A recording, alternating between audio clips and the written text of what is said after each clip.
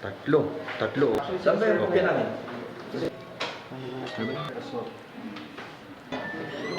Ongoing na, ongoing. Muna lang, ako papatay ka. Ayan, alis lang po dyan sa sir. Mayor, pakita mo lang para makita lang yung lumalaya pumipirma. Yan. Good. Pa.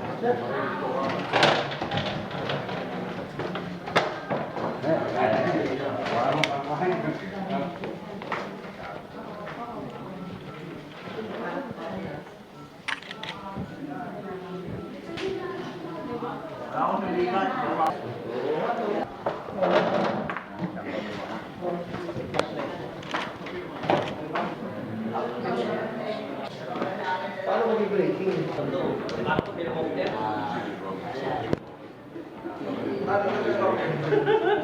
Thank you, boss. Thank you, boss. Hindi siya pwede malis. So harapin niya yung kaso.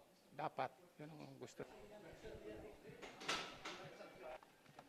What are your plans, Shamir? Excuse me. Ano pong dahilan bakit nagtagal po? May proseso ang husgado no? May mga requirements na hindi naman namin, wala kaming control. So, yun, tinaga-tsaga. Nakuha din naman namin na yung executive, yung judge, yung night judge, naging maunawain naman siya doon sa aming pakiusap. So, isa ba sa pinakiusap ninyo yung brownout dito kanina, maghapon? Hindi ko pinangarap yan. Gusto ko nga may ilaw para kanina pa kami rito, kanina pa kami. Mukhang hindi po ninyo iniwan itong si Cornely, sir. Hindi namin iwanan siya. Hindi. May utang na loob kami, malaking utang na loob namin. Sinasabi ko nga, 6 na taon kami sa PBA. Siya yung nagbigay sa amin ng kampyonado. Pero ano po ba to? Pero nakikita niyo po ba mali yung ginawa niya? Bilang ama po ng team? Ayaw kong maghusga dyan, kasi may kanya-kanyang version eh. Sabi niya wala siyang kasalanan. Pero bahala na sa husgado. Kasi So from here po, ano na po yung mangyayari po? Ano na po yung mangyayari? sa ngayon, tapos na yung responsibilidad namin. May abogado siya. Kanya ng game plan yan. Alam niya po yun, na pag may ginawa ulit siyang kalokohan, ibibitawan niya na siya. Ano bibitawan? Hindi. Sinasabihin ko sa kanya na wala na kami, tapos na yung responsibilidad namin sa kanya. Nagawa na namin. Sa kanya, boss. Maliit lang. Maliit. Yung pagod. Bumibitaw na po kayo bilang abogado niya. Hindi ako abogado niya. May personal na abogado siya. Pero yung responsibilidad na Reynosa, tapos na ho. Tapos na. Tapos na. Sir, sabi niyo po nung bago po mangyari yung insidente, plano niyo po siyang kunin ulit. After Hindi. po ng incident. Hindi ko sinabing plano. Doon sa mga pinagpipilian naming players, nandun siya. Ngayon, ang sabi namin, kung sa third conference at maayos siya, competitive siya, pwede namin kunin siya. Wala po ba problema sa PBA yun, boss? Kasi mukhang may plano Kung noon yun, bago mangyari to. Sa ngayon, pag-iisipan din namin kung Hindi baban siya sa PBA, sir, paglalaban niyo siya.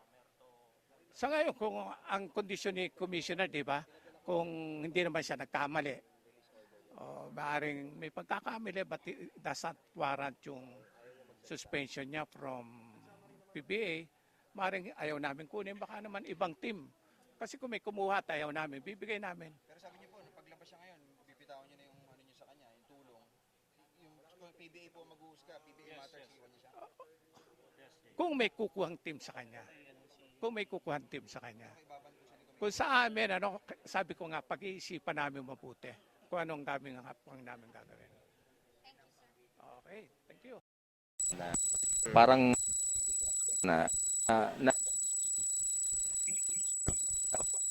nandito siya. Ba't gano'n? Sinasabi niya pagkakausap. Of course, hindi niya uli gagawin yan na manggulo siya dito, na maitulak niya isang pulis, in authority, tapos pagdating sa PCS-10, gano'n na nangyari. Hanggang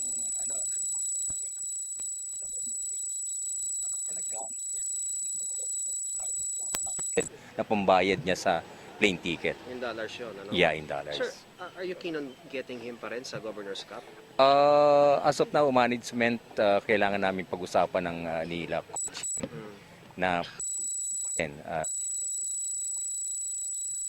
kasi nasa top Alaska ngayon, focus kami dito sa